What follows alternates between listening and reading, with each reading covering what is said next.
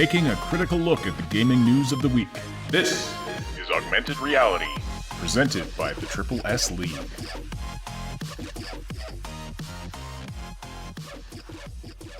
What's up, everybody? Welcome to the Augmented Reality podcast for, I almost said for 8:01 p.m. That's, May 1st, 2019. Looked at the little clock in the corner of my screen and almost just read off the time instead of reading the date. I don't know. I guess it's getting a little too late for me.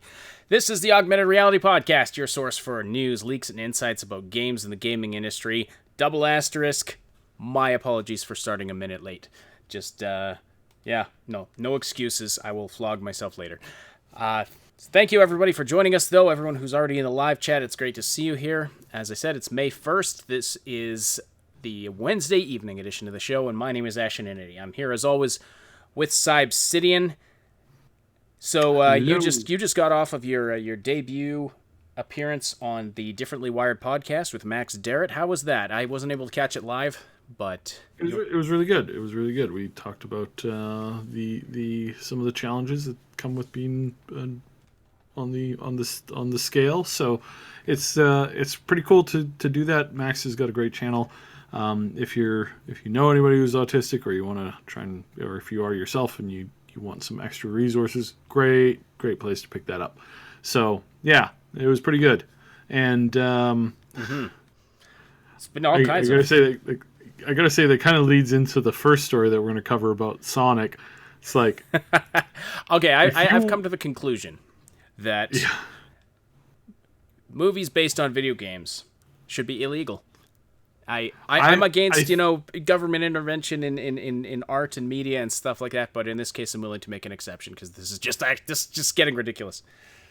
Well, and I don't even understand why. So Sonic had a very popular television show. They've had more than enough comics and other sources in which they could pull from. Why somebody in Hollywood decided, hey, you know what we should do? We should make a new Sonic and then in no way, shape, or form at all, like, check it with the community before we put it out there. Unless the community was like, oh yeah, sure, that's great. Its sarcasm just didn't translate well. Did you guys like this version of Sonic? Oh yeah, it was great. Didn't make me, want to gouge my eyes out at all. It's kind of. I mean, granted, I'm not like the biggest Sonic fan. Like I play the games occasionally. I enjoyed them, but I was never. I was a Nintendo kid, so Sonic wasn't my jam. Yeah. But I like Sonic. I like the character. But man, they clearly didn't audience test this at all. As I put, I made a joke on Discord and Sonic is one of these characters. Yeah, it's one of these characters that you don't do a live action version of it. Like, you just keep it to the realm of like really good CG and like CG world, like Yeah. That's the other thought I had is I'm not up or cartoon. Yeah, I'm not up on my Sonic lore. I don't really know what the story of the games is other than, okay, he runs around and collects these rings and there's Dr. Robotnik and da-da-da. Yeah. I have no idea what the story or the lore of the newer games is, but this doesn't seem like it.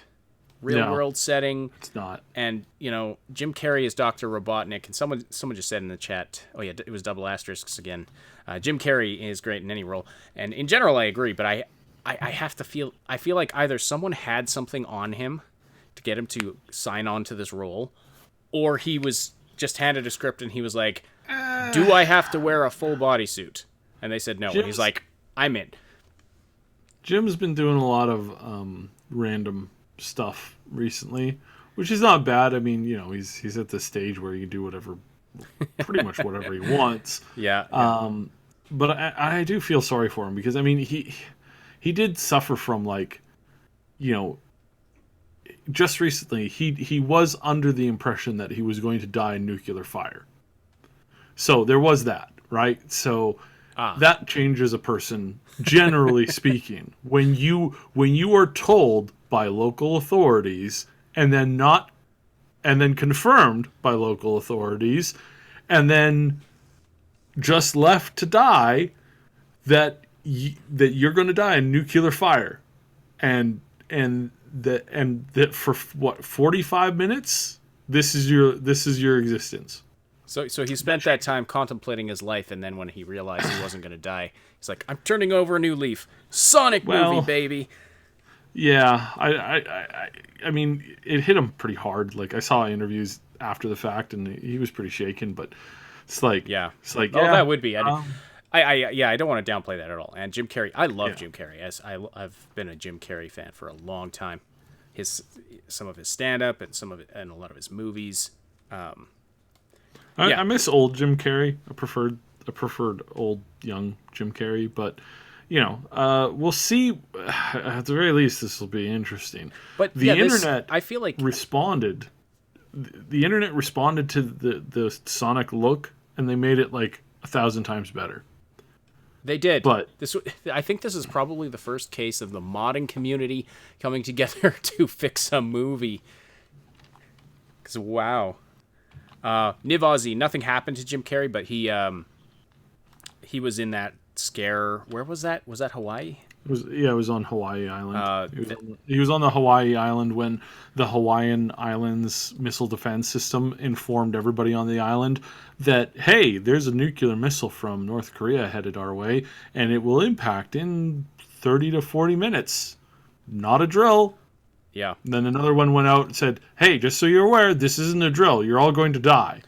Well, I didn't say that exactly, but, I mean, they weren't the only ones. Like, people were like, there were parents, like, putting their children down into, like sewer holes to try and help them to survive. There were people who, like, there was this one guy, it was really kind of cool. He was out on the golf course, and he's like, he opened his phone, and he, like, posted a message to, like, Twitter or something. He's like, hey, kids, I'm on vacation. I'm out here. Just got the warning. Looks like we're all going to die. I don't even know where to go. So I'm just going to spend the last 45 minutes completing my what do they call a round of golf? Yeah, he's just going to continue the next two holes, and he loves everybody and wishes everybody the best. It's like, well, that's an interesting way to go out. I mean, well, if sure, you got, why not? If there's no one else around. Anyway, let's get off that. Yeah, sorry, that's hugely off topic. But yes, that Jim Carrey was one of the people that was, like, in the middle of that, and, like, staff and everybody just freaking vanished. It's like everybody just went. Anyway, so as far as the movie goes, I think it would have been so much better to do this animated. Like, seriously, Jim Carrey as the animated voice of Dr. Robotnik, that's just cool. But instead, it's going to be live action, and it's going to be with a really tall and almost dad bod like furry. And the jawline. What is with the jawline? His lower jaw extends like 3 inches past his upper jaw. What? You're talking about Sonic now, right? Yeah, Sonic. Yeah, Sonic. It's just like, who designed this, and why? Why did they think this was a good idea? Oh, good Lord! It's just so bizarre. I've been looking up images of it all day, and it's just like, why? Do it this way? Why not, like, keep them regular old Sonic? Well, I get the feeling they didn't want to go the route of having a cartoony looking Sonic and then, in the real world, like sort of old films where you'd have animated characters. Well, that's the thing. It's like, whoever thought to put this in the real world needs to be beaten over the head with a rusty chainsaw. It's like, why this? Like, also, honestly, are there going to be any of the other characters? Like, I don't know. Like, and we haven't seen any indication of it, and it's bizarre. Like, this whole thing, like, he's hiding from the government or something, and he's just, he's running down the road and sends off this sonic boom, and this energy surge. Pun not intended there. So this energy surge that the government picks up, and they're like, "What is this thing?" It's like, okay, why has this never happened before? Like, nobody's seen Sonic before this. Like, I don't know. I don't know what direction they're going with this, but it felt like it was just the dialogue in it it felt like it was written by a computer or something. It was just so clunky and awful. Yeah, it's messed up. You know what I think it is? I think after looking at it, I think this is the so Warner Brothers, Legendary Entertainment, Toho has Detective Pikachu coming out this month. It's coming out on next Thursday. It honestly looks like a great movie, right? Even though the fact that it's done in a live action version of it and they're all CG, but the animations are just stellar and the humor seems to like really fit. And plus, I mean, you get Deadpool doing the voice of Pikachu, so aka Ryan Reynolds, who is Deadpool. I mean, he is the character. And it's looking like it's going to do well. Now, I obviously haven't seen it yet, but it's looking like it's going to do really, really well. So maybe this is Paramount's like reaction to Detective Pikachu. It's like, oh, taking a popular video game character, putting him into a real life scenario in a live action movie. We can do that with Sonic. And I think, like, I don't know how long this has been in the works. Like, Detective Pikachu has been in the works for, like, a number of years. So maybe the Sonic movie was put together in, like, a month and a half and said, yeah, we could do that. And well, actually, I was reading up on it. Like, door. Paramount bought the rights to it in 2017 and pretty much put it into production right away. But, yeah, it's interesting how you get these kinds of movies in pairs. It's happened so often. But yeah, one of the best takes on it on Twitter that I read was that Detective Pikachu movie and now the Sonic movie is the beginning of the Super Smash Brothers cinematic universe. I thought that sounded fantastic. That could work. I also saw a tweet with other CG video game characters mocked up with teeth like Sonic to see what they look like, and the results were horrifying. So the internet is having a lot of fun with this, and hopefully, I don't know, hopefully ideally the studio will get the message and they'll go back and redesign Sonic, at least visually. I mean, and sort of re-render him to look decent. Maybe. The thing that's the creepiest thing about this is how much of like a dad bod that he has, and how much of a he looks like a freaking furry. Like when I say furry, I mean like human person trying to pass as a furry, not an actual And again, it's not hard to fix this. There's a ton of like people who have taken the still images, the posters and stuff like that, and actually like put it through a proper like render. They shorten up his torso quite significantly. They make his arms a little bit thinner. They pronounce his head to be a little bit larger. They fix his eyes to be more like normal Sonic eyes, and it actually looks good. So they actually make him look like okay. Sonic. You mean that would? Yeah, shocking. Instead of a reject Muppet. I made that joke on Twitter, and then I realized that's an insult to the Muppets. Yeah, it's a pretty bad insult to the Muppets. I love the Muppets, so I would never intentionally insult them. Anyway, Flavio Vieira says they will never change. I mean, you're right. This movie's clearly a cash grab. It's horribly written. Straight up cash grab. From what we've seen, it's terribly written, and it's just, I don't know. I am not going to be rushing out to see it. Funny thing is, they had Sonic as a character in, it was a brief cameo, but he was in Wreck-It Ralph, and he was good.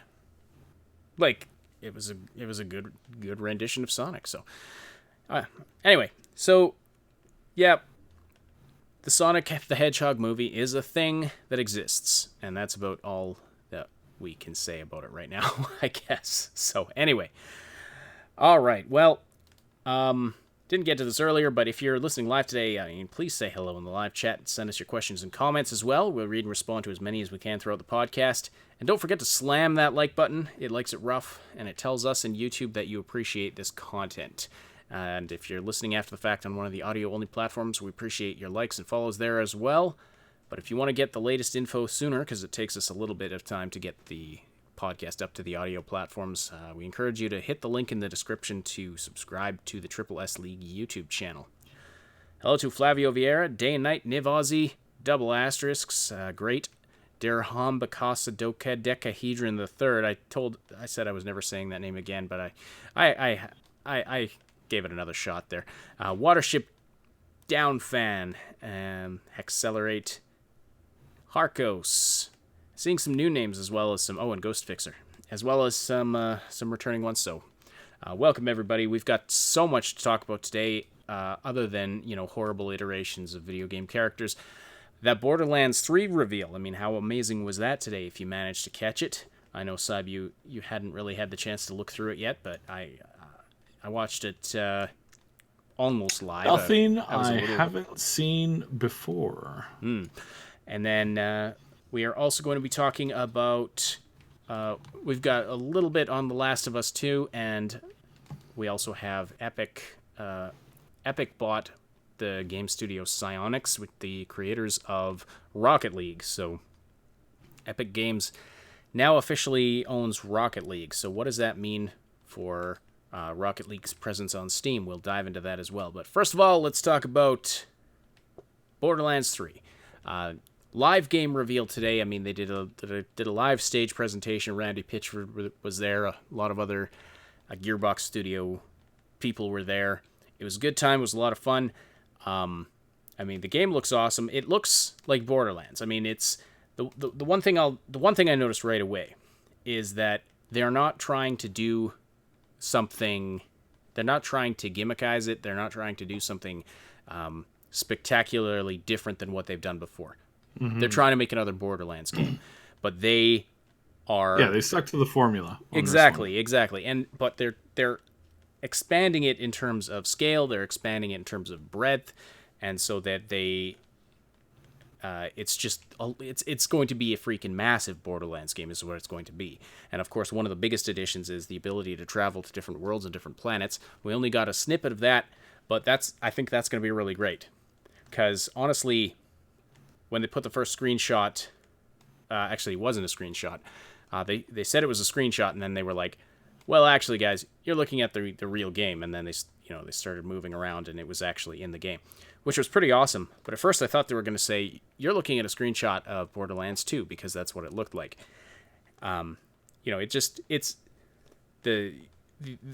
They haven't done anything spectacularly different with the original planet, but in a way that's really good. I mean, obviously there are going to be new areas to explore, new types of enemies and stuff. We saw some new types of enemies. The guns, so many guns with so many different features. They have alternate firing modes now. They have the throwaway guns that, like, you empty the clip and then you just throw the gun. It's a disposable gun, but they do things when you throw them now. So, like, that's where the gun with legs comes from. If you saw that in the reveal trailer. Well, I mean, they used to be grenades. Like, that's not new. Right, but they do all kinds of other stuff. Like they So they've really they have a gun. What? Yeah, now that you can throw the gun and it'll run around and shoot at your enemies, or the other thing they showed, it like turns into this energy bubble that bounces around and then explodes. So, lots of cool stuff. Some familiar characters, some new characters. I'm not well equipped to talk about all that just because I'm not super up on my Borderlands lore at this point, but definitely a fan of the previous Borderlands game, and I'm very much looking forward to this one. As far as what else was new and exciting, I mean, it just looks like it's going to be a massive fun experience. The co-op looks fun. They have instanced loot now, and so you're playing with your friend.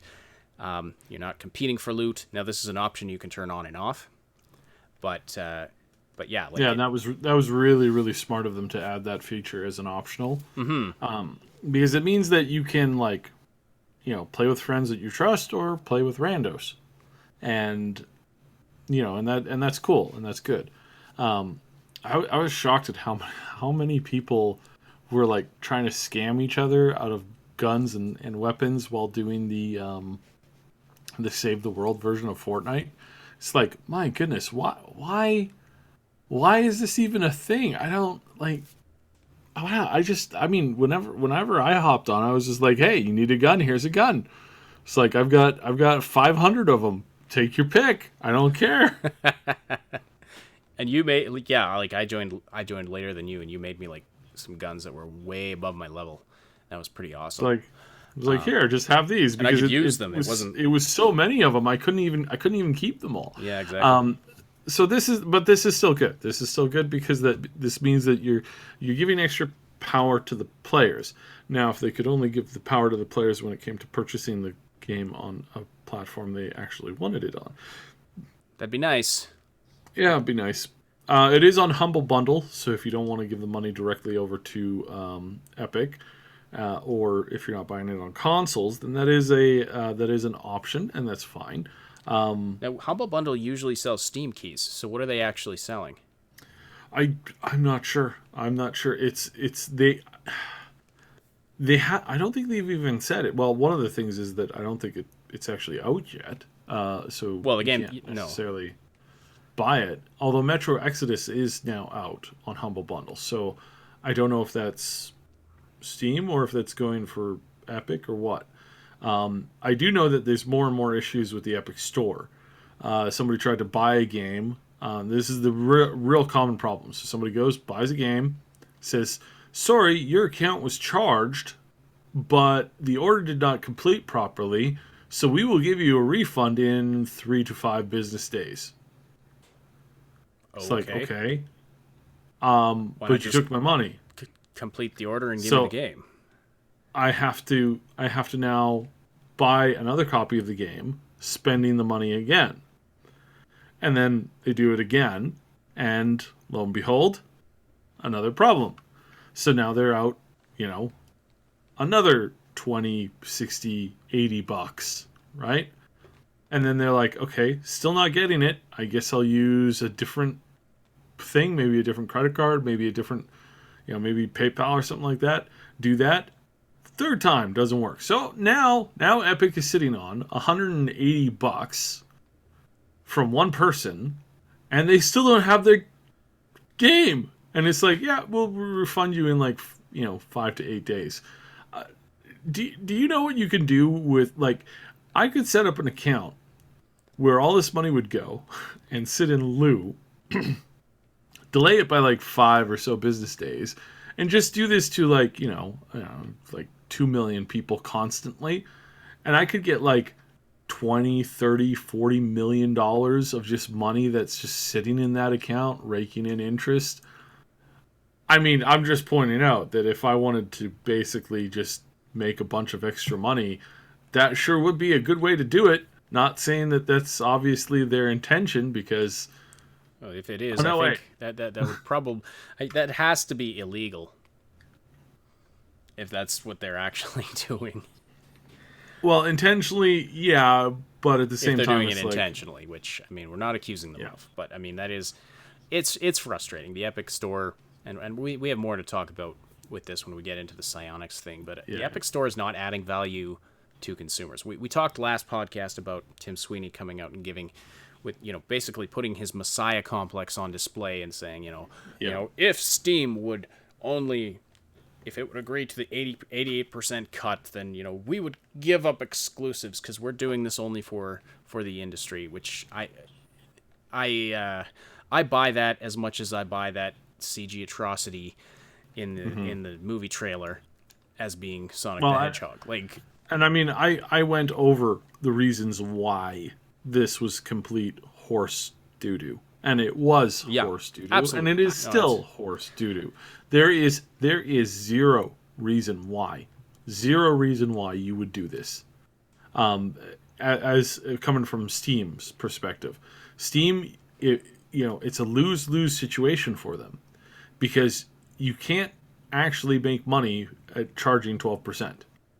Like, Epic was originally going to do 10%, but then they were like, yeah, you're going to be losing 13% of every for every $100 that comes in, you're losing about $3. So somebody spends $10, gives you $10, you have to pay out 13, and that ranks up the more. So you can, and there's companies that have forced other companies to go bankrupt when they realize that they're underbidding, and they're trying to underbid to buy out or freeze out a market or something like that. There's reasons why you sell something cheaper at a higher cost, and those reasons are usually never good, and they usually have to do with a monopoly. But if you were to undersell your competition to the point where it's like, okay, our competition has just moved out and they just can't do it anymore. It just doesn't work enough. Then that's the way you do it, and that's the way you go about it. So it's problematic. Like, it really, really is problematic. It's a plain old setup, and it's really dumb that he's going this way, because again, it's really obvious for anybody who knows the industry. It's like, dude, that they could never do that. They could maybe drop it down to 15 or 16 or 17%. That could maybe work, but they'd be taking a huge pay cut. Right. And so yeah. Anyways, so it's messed up, and Tim is throwing out his fake, very, very yeah, we see what you're doing, whatever. So whatever. Yeah, it's nonsense. It's absolute nonsense. But anyway, one of the things that came out of the by the way, Shannon Vega, thank you for the awesome compliment in the chat. Glad we were able to give you the good news that you can buy the game without having to deal with Epic. Yeah, and thanks for listening. So one of the things that came out of the Borderlands 3 reveal today was that there was some confusion about whether or not Borderlands 3 is going to have microtransactions, because Randy Pitchford basically directly said there are not going to be microtransactions. Now what he meant turns out, is that in Randy's beautiful ability to communicate clearly and effectively, when he said, "Hey, there's not going to be any microtransactions," what he meant was there's going to be microtransactions. Just so everybody's caught up, because now Game Informer pointed this out, and then Randy Pitchford went after them on Twitter saying, what's with your crappy clickbait? You took this out of context. In context, now, okay, I've got his entire statement somewhere here. Here it is. Okay. We're going to do some kick-ass campaign DLC, Pitchford announced on stage, and I'm sure we're going to do all kinds of fun customizations like heads and skins, but we're not doing any of that free-to-play junk. There's not going to be any microtransactions. There's not going to be any of that nonsense. So okay, so what he's saying is that they're not going to do any of the microtransaction stuff that you get in free-to-play crap games. That's what he meant. That's what he meant to say, yeah.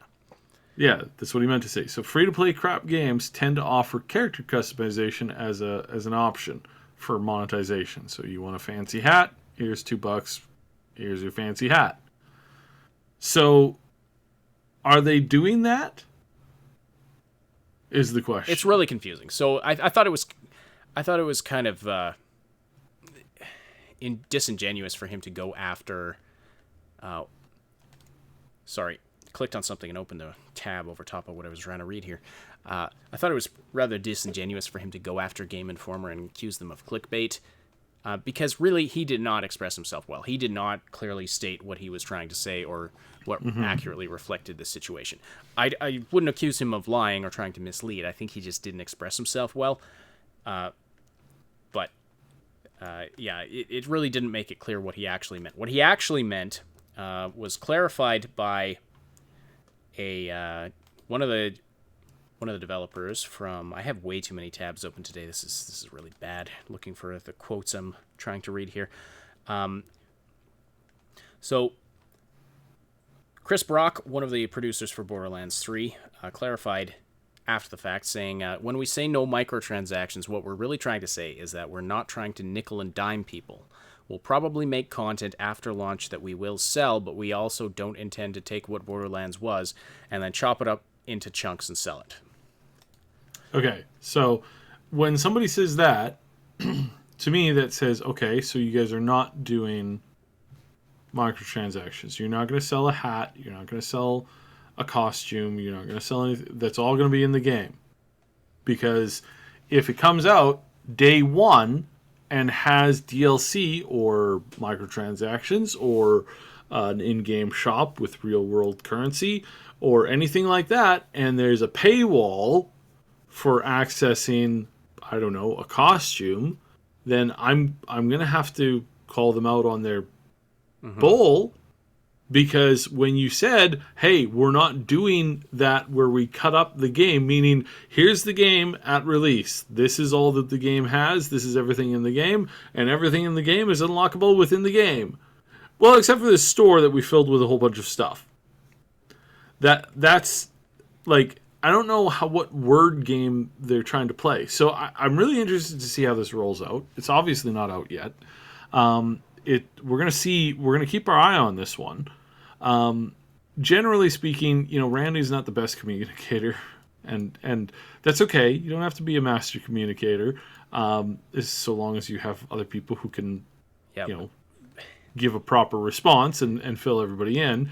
It doesn't help your case for not being a master communicator. That is something that you normally delegate to other people, and considering the amount of trouble that he's been in for all these years, you'd think at some point he'd have somebody sitting there going, "Sir, no, we don't want to say that, because that would be incorrect, sir. Can we put it this way? Okay, that's much better. Now this is conveying what you're trying to say." Yeah, he's one of those guys where it's dangerous to let him speak off the cuff. Yeah. So.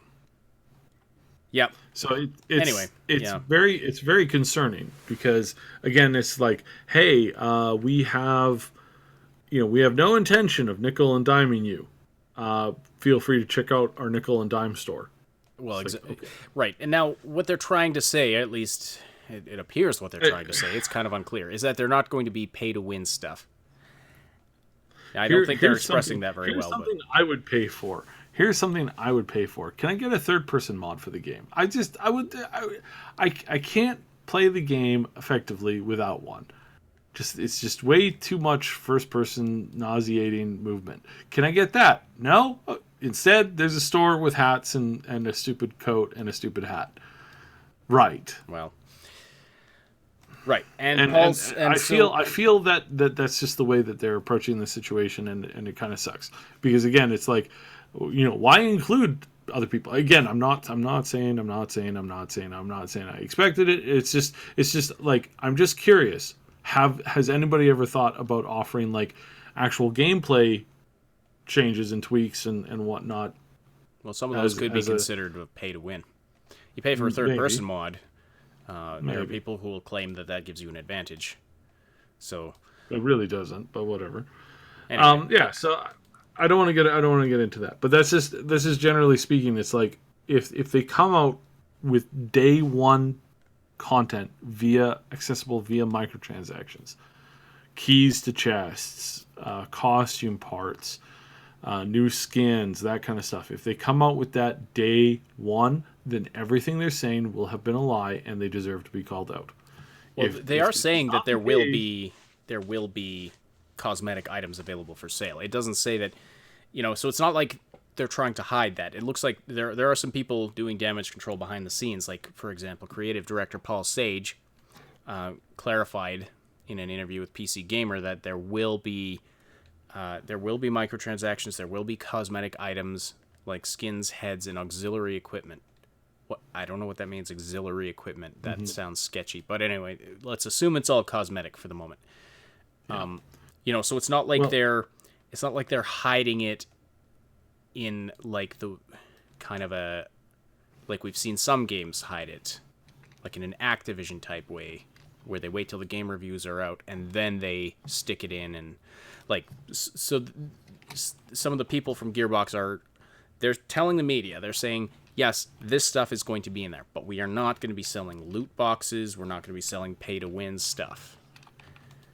Yeah, sure. They always start out like that, and that's, I don't know. Maybe I'm still salty from 76, but I don't know. We'll see.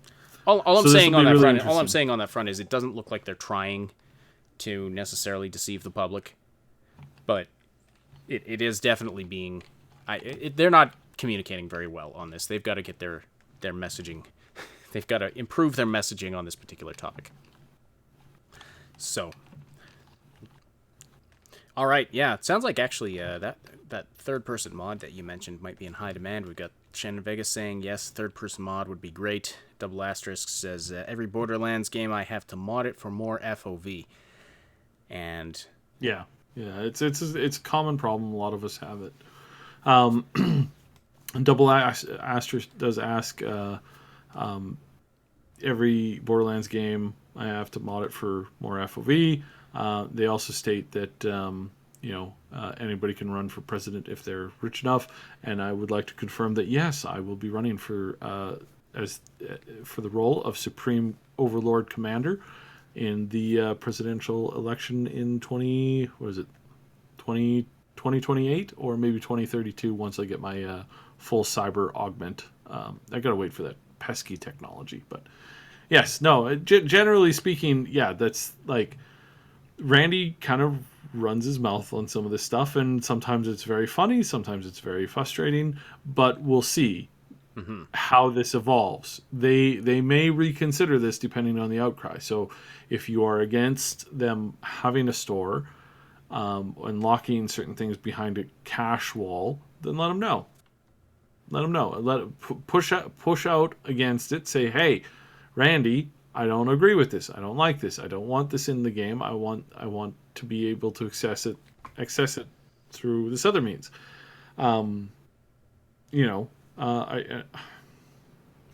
It's really annoying to see this happen to so many games, so many publishers, and it just keeps getting worse and worse and worse. And people are now playing it because they don't really. There's nothing else to play, yet we're getting there. We've got some fun cyberpunk news coming down the line. It's a little too early to talk about it. We're still a little ways away, but we got stuff coming. It's good. Plus, there's a whole bunch of other games that are coming out soon too. So, it'll be interesting to see where we go. So, all right. Anyways, overall though, I gotta say the game does look good. Lots of cool features, lots of cool stuff. It's a shame that I'm not going to be able to play it very much. And again, it's not their fault. They've always been first person. That's totally fine. And it does look like it's good overall. Let's just hold their feet to the fire on this whole microtransaction thing. Let's just keep them accountable for that. And I think we'll have a good game.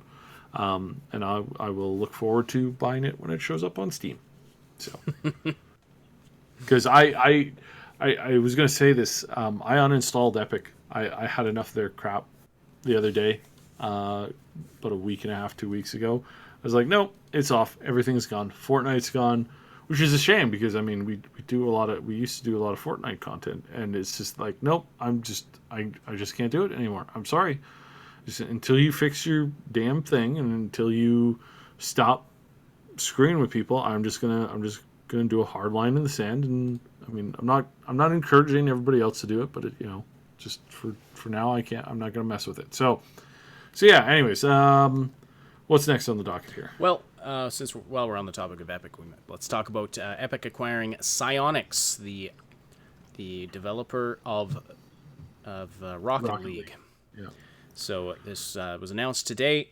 This is pretty big news. This is an aggressive move on the part of Epic Games. It is. It's also not complete though. It's not complete yet. Yeah, okay. So it's not official. It says on the Rocket League, on the announcement page on the Rocket League website, this transaction remains subject to customary closing conditions. Yeah. Epic and Psyonix are currently expect to close the acquisition near the end of May or early June 2019. Now, of course, one of the biggest questions is, what is this going to mean for Rocket League's presence on Steam?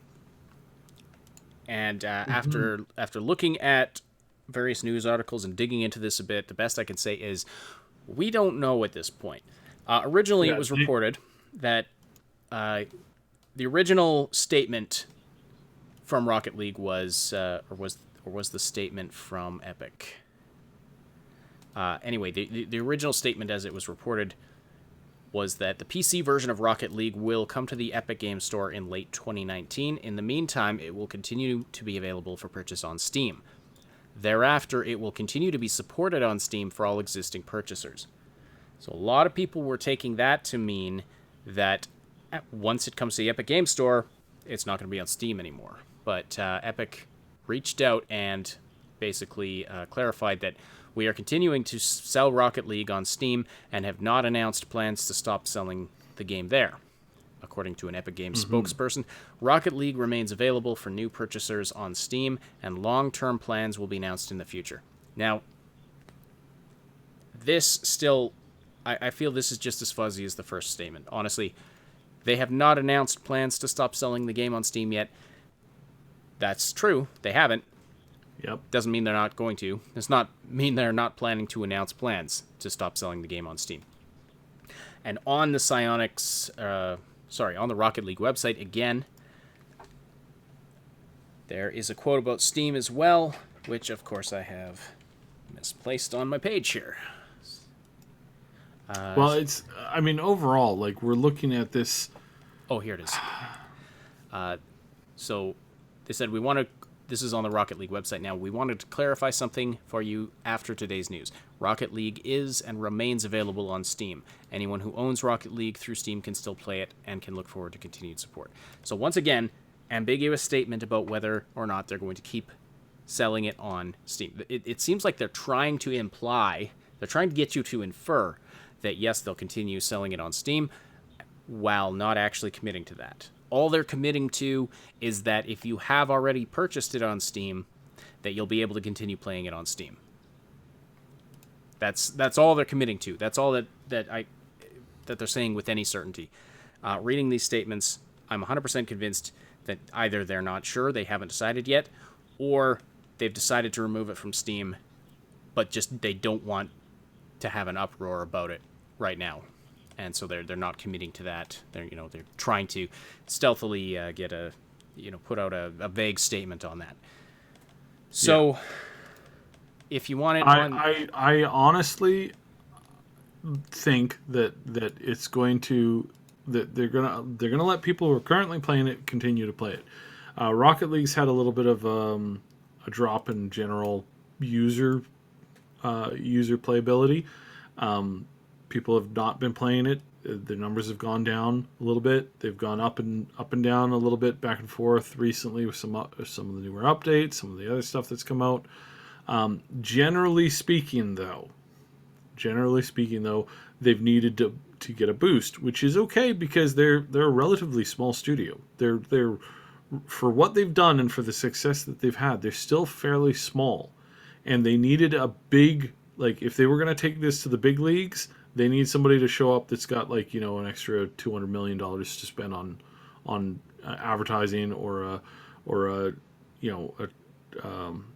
big, like, gaming scene, like an organized league, something like that. Anything at all to get enough people interested in the series as a whole in general. They just need to do this in order to make it work. So obviously, and completely understandably, they have been looking for somebody to step in that will give them the ability to be still anonymous. Can't English independent, today. Autonomous. Is that the word you're looking yes, for? Autonomous to still be autonomous, and we'll see where this goes. Is Epic going to become the next EA? Are they going to become the next Activision? Are they going to screw everything up, or are they going to actually, like, pull some stuff out and make some pretty good products? This all remains to be seen. So I'm looking at it. I know that they made this choice because they more or less had to. They had to make this choice to basically be able to guarantee that this game would be around in 3 years. the game would for sure be around for the next 2, but whether or not it would survive the next 3, well, that is entirely up in the air right now. Like with the numbers, the metrics that I've seen, that I've heard, things were not looking good for their long-term projections. Like the projections, like I said, 3 to 4 years down the road was not looking good for them. For Rocket League. So that means that they would have needed to come up with a new game completely, or find some way to get this game back into the mainstream attention. So that's more or less where they're at, and probably why they decided to make those decisions. And those were hard decisions, obviously. Obviously, it was a hard decision.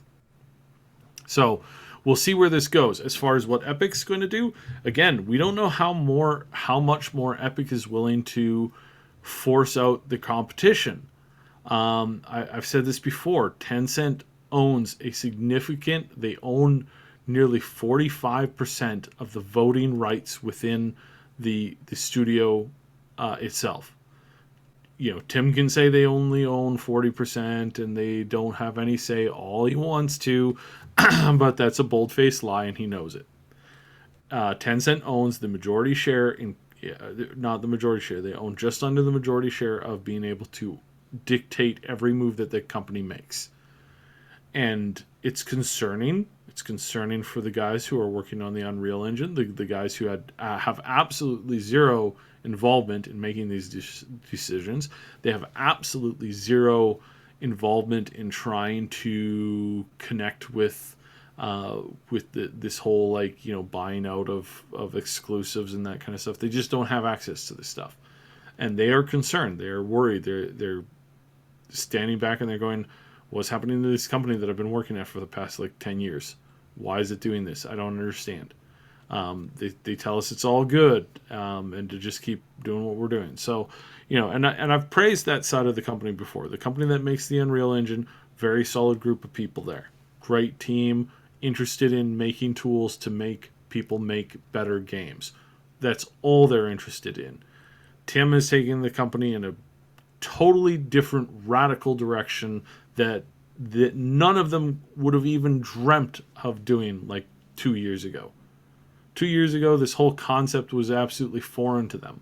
The company wasn't this big behemoth mega juggernaut because they were just making engines, and they had just closed down Paragon, right? Like, this is not something that they ever saw coming. And then Tim just goes from one day, you know, having, you know, the success with Fortnite, to saying, "All right, guess what we're doing, guys? We're doing everything." We had contacts at Epic that, you know, had contacted us. We were working with them. We were working with them on some ideas and stuff. And as soon as they had the success with the Battle Royale mode, not only did we lose those contacts, but some of those people were just outright fired, which was really bizarre, because you'd think that you'd want to still be building these bridges, but they were just like, "Nope, no, we're going in a totally different direction." And I should have clued into that a little bit sooner, that something was amiss going on there, but you know, whatever. So now we're headed off in this other direction. Again, 2 years ago, they closed down Paragon because they can't make it work. Fortnite's doing terrible. It had a miserable launch. And then, lo and behold, 18 months later, Tim's like, "All games shall only come under our roof." I'm doing this God hand motion right now. "I will control everything, and no one shall say no to me, lest thou burn in the fires of hell." It's like, wow, cool, Tim. You okay there? You getting enough sleep? You doing all right? Because I'm a little worried for you. Just a little worried for you right now. Yeah, so that's really bizarre. And like I said, Well, you have to wonder if they know how all to these manage. other moves. Yeah. Well, I mean, I know they've been hiring like crazy. Some of the people they've been hiring, good people. Other people they've been hiring, not so good. There's a saying in sort of conventional wisdom. I don't remember exactly how it goes. There's probably multiple iterations of it, but you know, wealth quickly gained is quickly lost, and power quickly gained is quickly lost. So I have to watch because it like you said, quickly corrupts. That's for sure. they were at this one. They were at this level, and then suddenly, 18 months later, they're at a whole new, like a massively new level. Totally different level. It's not it's like they built this up over 10 years. It was just this rapid acceleration to the top of the game in this one area, and then they started to expand. And we have seen this. We've seen this with YouTube channels. Oh, yeah. We've seen it. I mean, a YouTube channel rockets to success, and then they immediately try to expand, and they expand too fast, and then a year later Burnout, they're just gone. And so that's why we have tried to avoid that by Slow and steady wins the race, man. Yeah. So, but yeah, we've seen this with channels. You see this with companies sometimes, and so I wonder, like, if Epic is just kind of in the midst of trying to expand too darn fast, and not knowing how to manage the power that they have. Yeah, it's definitely possible. Like, I have a feeling that this fight with Steam and like the aggressive moves they're making, seemingly they almost seem to have a vendetta against Steam, and it's not like the community's not responding to it well, and I feel like it's not going to go well for them in the long run. They have all this money they're throwing at things, but is it going to count for anything in the end? It's yet to be seen. We'll see. I haven't seen anything like this with a game studio in my lifetime, and this whole digital distribution warfare. I mean, this is the first of its kind. We haven't seen this on, we've had console exclusives for a long time, but this is the first time we've seen on PC that, it's not brand new, because, we've had company, there's the Bethesda launcher and Origin launcher, companies with their own products, but to try to dominate the marketplace in the way that Epic is doing it seems like fast. It seems like a new... It's bizarre. It's definitely bizarre. So, overall, this, again, just shows this really bizarre direction that they're going in. It shows that they have, they have plans, and they're chasing those plans, and they're chasing those plans real hard. And they have no intention of slowing down at all. There is zero intent of slowdown. They will do everything in their power to continue to chase this, because they are walking in full bore into this kind of stuff, and again, where they go, that's sure. Exactly it, though. If they're not managing what they have well, and they're burning rapidly, they're burning that fuel just full blast. If they run out, they're dead in the water, and if it doesn't pay off in the end. So we'll have to see what happens. It's definitely an interesting situation. But in the meantime, Epic, just stop it. Come on. People like Steam because Steam has features. It's super concerning. Well, especially a game like Rocket League. My first thought, because initially I was like, oh great, they're going to pull it off of Steam, and then I realized, well, no, they're not going to do that for existing customers. But a game like Rocket League, you've got achievements, you've got leaderboards, you've got all these things that Steam is able to accommodate that I don't know that Epic has the infrastructure for. So unless they're going to use this as a spring, I don't play Rocket League. I'm kind of speaking out of my ignorance here, but it just seems like Steam is a much better choice in the terms of the features they have available for such a competitive game. But anyway, we'll move on from that. But yeah, it's definitely an interesting situation. All right. Love seeing everybody so active in the live chat. If you want to keep the conversation going after the live broadcast, we welcome you to join our Discord community. You can find the link in the description below. It's a place where you can chat with us and other Triple S fans about all the things we love to talk about, and stay up to date about everything we're doing here at the Triple S League. Click the link below to join, and be sure to say hi to us in the welcome channel. So we're running a little early here. We don't have a ton to talk about on our next topic, so I'm going to open it up for chat questions and topic suggestions, a bit of a Q&A to close out the program. If you have any questions you want to throw at Saib and myself and basically be answered by Saib, now's a great time for that. So if there's any games on your mind that you want us to chat about, or questions you want to ask, go for it. We'll close out the show with a few of those. But Saib, you had a little bit you wanted to talk about with Last of Us. Last of Us 2. Yeah, so it's nothing super big. You're gonna start hearing more rumors of us getting a sneak peek quite possibly before E3 happens. Sony is definitely going to show up at E3. Not show up at E3. Try to show up E3. That's the proper way to say that. Mm-hmm. So they're going to try and pull this game. Pull not just this game, they've got some other games, highly anticipated titles, out and say, kind of like dangle it out and say, hey, look what we're working on. Gee, don't you guys wish that you were, watching our stuff? And we keep hearing that they might be doing a like a full on like state of the company, kind of like general direction, projects, that kind of stuff. So it's excuse me. So it's really interesting to see kind of the rumors starting to show up. There's going to be more of them. There's going to be tons of cool, interesting stuff coming out in the near future. And again, it's like, what exactly this leads to, we don't know yet, but we definitely will be seeing some really interesting moves here in the next little bit. So don't be too shocked if we hear more and more of this. As far as the game goes, obviously you have a big increase in graphical fidelity. You've got a little bit of a boost in kind of like the lore, because now more people are familiar with it. There's going to be some new characters and whatnot, obviously, because it's years down the road, and it's going to be a pretty cool story overall. So I think that's more or less what's there. My only concern is that they don't try to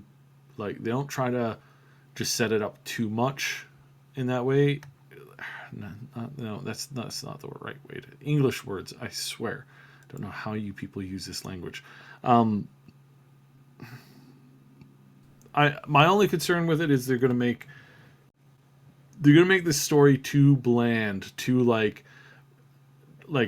too much of like just cool gore stuff, and then that's it. It's like if they base the entirety of the game around that, that's my only concern. And as of yet, it's unfounded, because I haven't seen anything that's leaning towards that. Right? They're really trying to emphasize the feeling, the emotional transference. Like, the big thing about The Last of Us, the first one, was that you had like people play that game or watch the first 10 minutes of the game and be really emotionally involved. Like, I've seen people like bawl when playing the first like little arc there. So so totally unfounded. Not a worry that you should have, but it's something that I do tend to worry about, because sequels are really tough to get out. As far as Vampire Bloodlines 2, that's another game that's going to show up big this year at E3. We're going to see a lot of that game. We're going to see a lot more in the next few months. We're going to be playing it.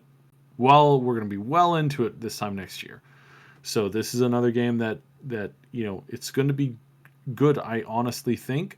I've been talking to some people. I've been talking with some people who were involved in the first one, and they're confident that we will see a decent, at the very least, a decent continuation. Excuse me. So that's the that's the only thing that would make me worried. That's the only thing that I'm concerned about is with that game is like how they handle the story, because really the first game set up a whole bunch of new features and new things. It was so far ahead of its time that it just, I'm dying slowly. I don't know why. I think my neighbors are doing a bonfire and the smoke is wafting in. So, yeah. Okay. All right. So Kazra Azad asks, do you have any info on how well not Elder? Every time I see EGS, the abbreviation for the Epic Games Store, and I think it's Elder Scrolls something. it just keeps throwing me off. Anyway, do you have any info on how well the Epic Game Store is actually doing, or is it a mystery? Do we know? Has there been any stockholder conference calls? It's not doing well. No, it's not doing well. It's doing good. It's doing okay. It's not doing well. Okay. If it was doing well, they would be shoving it in everybody's faces. But as I've said before, you cannot. You're breaking even when you're doing a 12% cut. Right. What they're trying to do is they're trying to control the market. They're trying to control the table. Trying to undercut Steam until, what are they gonna do? Try and put Valve out of business? Well, that's honestly that's something that Tim has always had a disagreement with Gabe. They've been fighting for a really long time, not necessarily publicly, but it's not something that Tim has whatever ideas and aspirations that he's got and that he's looking at right now. So, for the most part, his reasons are his own. But as far as his business partners in Tencent are concerned, Tencent wants a full-on monopoly of all games across all platforms, across everything. They have a significant monopoly in China, and it makes them very, very rich. They want to export that to all of the games industry, and they want to do it in such a way of being an international that they can't be stopped by, laws and governments saying that are not fans of monopolies. The way that they're doing it is ultimately going to lead to the failure, because monopolies that are built on this kind of like aggressive control don't last, especially in a world of the internet. Like, every time I hear this, and I hear this so much from so many people, I've heard this from day one of the internet. I'm going to make a company that's going to control the entire internet. We're going to be the staple in everything. We're going to control everything. And every time I hear that, I go, you are a very dangerous person. You are incredibly delusioned. You honestly think that you can grab power and then control it. But then I also laugh because it's like, isn't that exactly what good you're luck trying with to that? do? Yeah. good luck. Well, I mean, yes, but I mean, I'm going to do it from orbit inside a giant spaceship. It's totally different. Versus the way that Tencent and these people before have gone and have tried to control the entire industry, or have tried to control the entire direction of the internet, or try to lay down the laws, the rules as far as like this stuff goes. They're delusional. It's never going to happen. It's like, they went after Napster to try and like control Napster. They went after Microsoft to try and like control Microsoft in various ways. Microsoft itself tried to establish more or less a monopoly over the internet. It's like everybody who's tried has failed miserably. It's like every time that this happens, it only comes back stronger because the pushback is just more stronger. And especially in regards of to like China and stuff like that. It's like, yeah, it may look like it now. And we were asked this question on the Sunday podcast. It's like the community podcast for Cyberpunk. It's like, oh, China's doing a really great job, right? No. Like, yeah, if you were looking at it from like 6 years ago, they're doing amazing. If you look at it from today, pull your money out, man. That ride's coming to an end. It's not as good as they think it is. It's not as good as they definitely as good as they try to make you believe. And the same thing goes for Tencent. Yes, do they own Riot? Yes, do they now own most of, or almost half of Epic? Do they own this? Do they own that? Do they have their fingers in literally everything? Sure they do. Is it going to last? No. Riot's going through the floor. All of these, their approach to this whole Epic thing, I could not believe how quickly they've turned just so many people against them. And you're like, and there's a lot of people are like, well, but that doesn't matter because they're still doing good business. All the 12-year-olds are still buying their games there. Yeah, 12-year-olds are, because they're 12-year-olds. They're not engaged in this yet. Just like, wait a while. It comes back to bite them. And people could say the same for Steam. Steam eventually was saying, hey, we're going to do this too, and we're going to do that. And they were being quite flippant. And then people were like, hey, if you're going to do that, we're going to just trash your entire service. Okay, well, maybe we'll, and then they smartened up. That's just the way that things go. It's an ever-evolving wheel, and especially on the internet where things evolve so fast. It's like good luck stopping anything. Like, good luck stopping anything. Good luck trying to control something. What's that good? There's somebody I listen to a lot online, and he's got this one way of good luck with that. Like, yeah, good luck with that. Because better people than you have tried and failed miserably. And if you're lucky enough, and you just kissed by the gods, that in such a way that you can actually pull it off, then somebody else behind you is going to stab you in the back and take your place the minute that you get it done. It's like, yeah, and then they're going to drive it into the ground. That's just the way that this stuff works. Shannon Vega says, tea with lemon and Vicks can help with the cough, so you can shove a few of those in your ingestion port. But then, well, I went and closed the window because it was getting smoked out here. Then she clarifies, don't drink the Vicks. Yeah. Good life advice. Although I do, every once in a while, I do take a Vicks and I drop one of them in with like a hot honey and lemon. Well, see, you're thinking like I was thinking. You're thinking the Vicks cough drops. I'm pretty sure she's talking about like the Vicks rub. Yeah. No, that probably would not taste good in a tea. Yet it wouldn't taste good. That's the problem. So Nivazi asks, do we have any info regarding the Outer Worlds? They've been super quiet. They're going to have some new gameplay for us at E3. This is kind of like the calm before the storm. We're going to get about 2.5 weeks here of relatively like quiet stuff without too much being spilled. Just a lot of like, press general stuff that you would normally get at the occasional leak. But the 2 weeks, 3 weeks before E3, it's going to start coming in hard and heavy. It's going to be coming down like sleet rain. Is that how you say it? I might be I think it's just called sleet, but okay. Yeah, sleet. Yeah, sleet rain. So it's going to be coming down in like just waves of piles.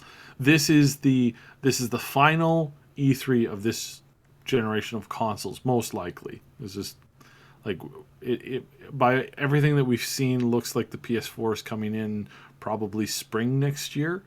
Or it might be pushed to fall. We don't really know yet. It hasn't been confirmed. We're going to get the big unveiling of the Xbox this year. There's a lot of stuff going on. We're going to get like these new consoles are going to be coming out. So this is the end of the current generation. This is the biggest thing, even if the next generation stuff is in the coming out next fall. That E3 will all be about that generation. It's not really going to be about this generation. It's mostly going to be about that generation. Nobody's going to be stupid enough to release a game on the current systems, without making a connection to the next systems, a month before the new systems come out, right?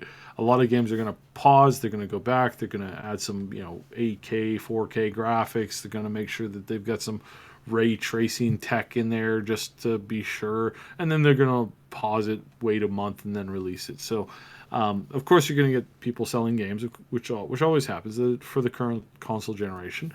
That always happens too, and that's totally fine.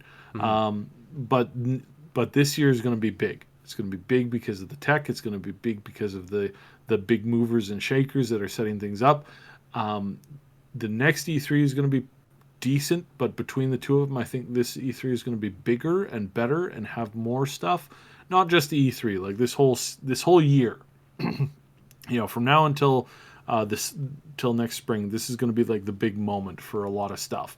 Then we're going to have, of course, a bit of a standard year as far as like release goes, new stuff coming out, all that kind of stuff. But it's not going to be anything that you're going to remember for a long time. You're going to remember this E3 more than you're going to remember the next E3. And the E3 after that, that's going to be a big one. The one after that is going to be massive. And again, I'm not saying just E3. I'm saying just in general, the news that comes about video gaming in the summer is all going to, combined, I'm just putting E3's name on it. But the truth of the matter is this summer in gaming is going to be something that you're going to remember for a while. The next year, probably not going to be memorable. Year after that, going to be more memorable, almost as much as this one. The year after that, that's when things are going to be like, because that's when we're going to know who's won the console war. We're not going to know right away. We're not going to know in the first year. We're not going to, people made that mistake with the last generation and the generation before that and the generation before that. We're going to see a battle played out, and we're not going to know really who won it until about 3 years down the road. So that's where that's going to come from. We're going to have Stadia kicking into high gear over the next like two years, and it's not going to really start to find its feet until probably the third year down the road. We're going to have this Amazon thing coming out again, not this year, probably. We're going to start hearing about more and more next year after that. All this stuff is slowly taking off, and right now we're getting to get the best of what this current generation has been, and the best of this current generation is going to be, is going to boil down, I think, into Cyberpunk, Vampire Bloodlines, probably the new Master Chief game, not confirmed for this generation, but if it does drop in this generation, then definitely. If not, then not. We're going to see this stuff. We might see something cool from Rockstar. We might see, a ton of this other stuff coming out. We might finally get our hands on Death Stranding. We may finally get our hands on some of the other big Sony titles, Last of Us, that kind of stuff. This is going to be a really interesting next 12 months. 2020 summer is going to be a little on the dry side, I feel. Just because the new stuff comes out, then once I covered this in our chat the other day, the majority of consoles for the new console generation do not ship in the first year. The first year, the majority of those sales are going to people who have a lot of money to burn. They do not go to every person. So it's not the first year. It's not the first 5-6 months that the console comes out. What really hits the markets is that after effect of the next 12 months after that follow that up. That's where you're going to get the majority of the big stuff, because it's also games too. It's there's very few launch title games that are worth it to just buy a console for, just to play the one game, and that's it. It just doesn't work like that. So, yeah, okay. It's interesting. It's really interesting. Yeah, it's gonna be a really interesting summer. It's gonna be a really exciting year for gaming. 2019 is shaping up to be pretty spectacular. If you're a gamer, that's not to say that there's nothing cool coming out next year. I'm sure there's gonna. When I say this year, I'm literally talking from now until March of next year, like the fiscal year. Yeah. Yeah, I think, when you're looking at releases and stuff, you got to think fiscal years, right? Mm-hmm. Because by the end of this year, we're not going to look at Anthem and go, "Wow, that was an amazing 2019 release," right? you don't really think like that. I've already almost forgotten about Anthem. You're gonna lump that in with 76 and a bunch of other stuff, and you're gonna go, "Oh, okay." Yeah, this was the season of mistakes. Mistakes were made. Double Asterisks has another cure for your coughing problem. Carolina Reaper Pepper will make you forget about whatever other problem you are currently having. Yeah, Reaper Pepper. I used to, No, I'm not going to mention that because that's a tangent. East India. I had East Indian godparents. The hot food. You want to get hot food? Yeah, that's where the hottest food is from. I don't understand why people want to torture themselves with their food, but whatever. Oh man, I had the soup that I had right before I started the previous podcast was just it burned, but was it ever good. It burned, every minute of it burned, but it was a good burn. I love that stuff. It's it's like definitely like spicy chili, and that might be contributing to the cough. I'm not sure, but anyways, one quick other thing before I delete it from my memory banks. I stored it in a temporary cache, and I think it's gone. Oh crap! Did it have anything to do with the PlayStation release? Russ Hunt's asking about that. No, we're it's most like unless they make a surprise, it's probably going to be the next year. We're thinking so. Yeah, for now it's like kind of just whole like they're being really weird at Sony. Like they're being really bizarre at Sony, and I don't know why. So it's kind of wonky. They didn't show up they didn't want to show up at E3. They don't want to like spoil anything, but then they release all the specs on the Sony, the next PlayStation, way before the events of the summer, which is bizarre in and of itself. And then they follow that up with just more general insanity. It's just bizarre. On top of all the censorship stuff, and yeah. No, bizarre. it's frankly quite bizarre. How they're doing, what they're doing, why they're doing it this way.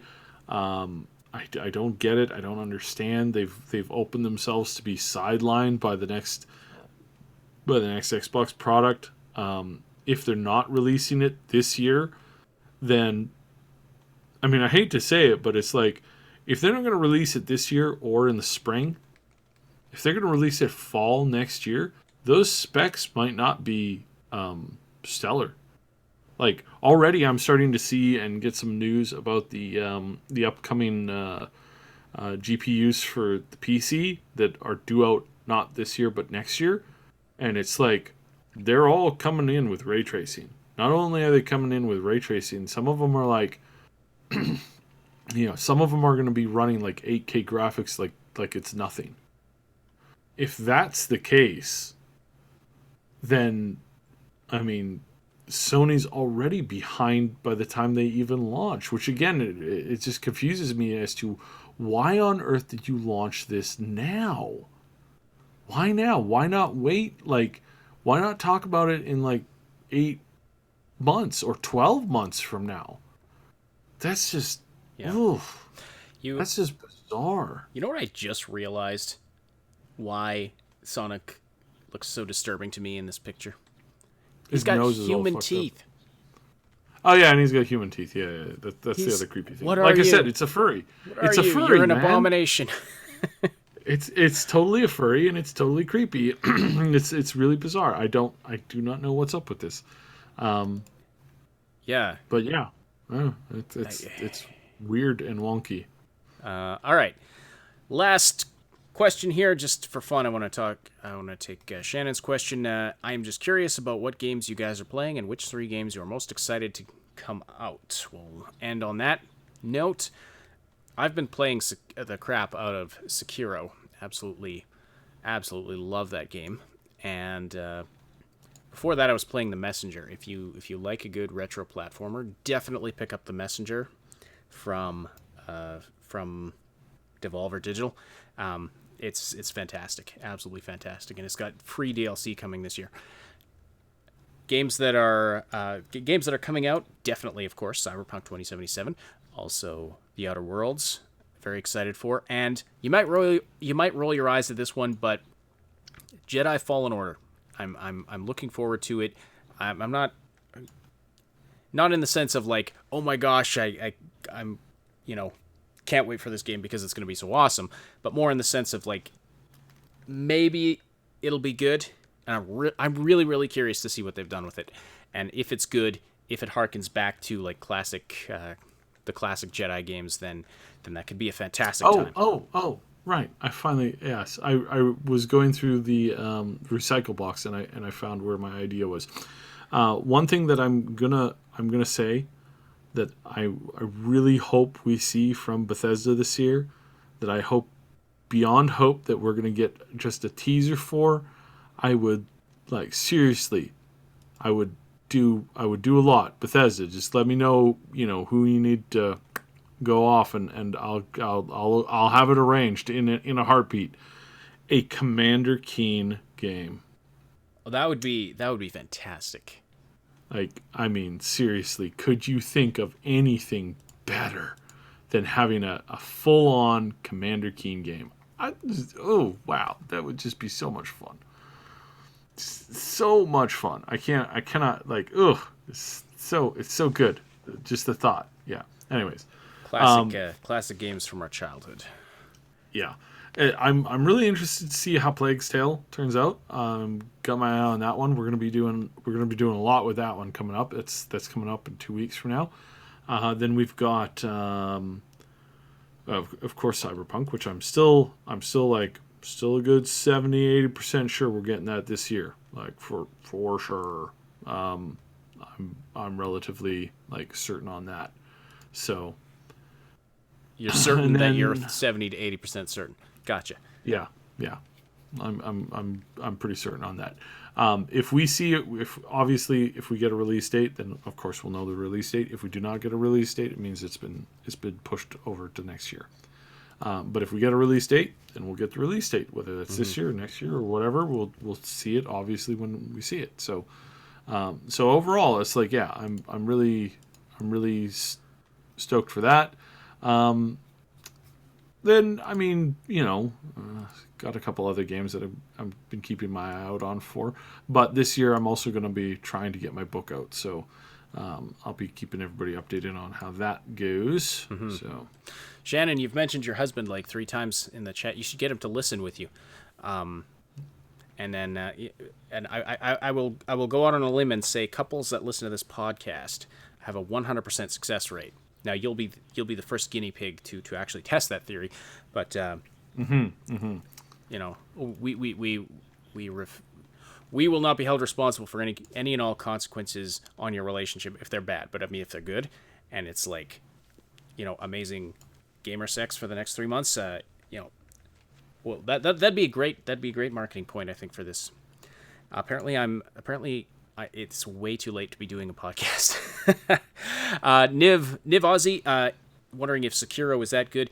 I did a review on it, and I've got some gameplay snippets up on the channel. I've got some compilations of combat and boss fights and things. I recommend checking that out. I love it. It's really challenging. It's a very high level of difficulty. So if you like very sort of strategic gameplay where you have to time things, absolutely perfectly, or or completely get destroyed, then it's definitely the game for you. It's kind of like it is to sort of third-person action games what Celeste was for platformers in terms of difficulty, maybe even a little more. So, all right. I think that is, yes, Michael, gamer sex. It's a thing. All right. I think that's about it. Did you have anything else you wanted to wrap up? We're about, I think we're about ready to wrap up the show here. So thank you. That's about it. We, like I said, it's going to be quiet for the next couple of days, but we do have more Cyberpunk stuff, and we get some other stuff coming. So be sure to keep your eye tuned to the channel, and we will have some delicious info, hopefully sooner rather than later, but it's ultimately going to come. So. Mm-hmm. All right, thank you so much, everybody, for listening and supporting this show. Thank you for the great conversation in the chat. Thank you especially to our Patreon supporters, Old Man Manson, and our 2 anonymous supporters, our channel member, Captain Dammit, and all of you for listening, slamming that like button. And if you haven't done that yet, by the way, do it now before you leave, before you close that tab or switch over to some other video. Definitely slam that like button. Also, and if you're listening after the fact, leave a comment down below. Apparently, that's really good for the YouTube analytics and the algorithm. They take all of that kind of engagement into account. But thanks for the great conversation in the chat. And if you're listening after the fact on SoundCloud, iTunes, or Spotify, we're glad you're listening as well. We appreciate your engagement on those platforms. And feel free to join us on Sunday morning for the live, Saturday morning is our next show. So our current schedule is Saturday mornings and Wednesday evenings. The live show, you can interact with us and other listeners and be a part of the discussion. By the way, all of you in chat, if you have not joined our Discord server yet, definitely do so. We're really enjoying talking to all of you, so join the community there if you haven't already. The Augmented Reality Podcast is a presentation of the Triple S League. Check out our YouTube channel for game guides, reviews, comedy, news updates, and tons more quality gaming content. My name is Ashtonity, and on behalf of Obsidian, thank you so much for listening, and don't drink the Vicks.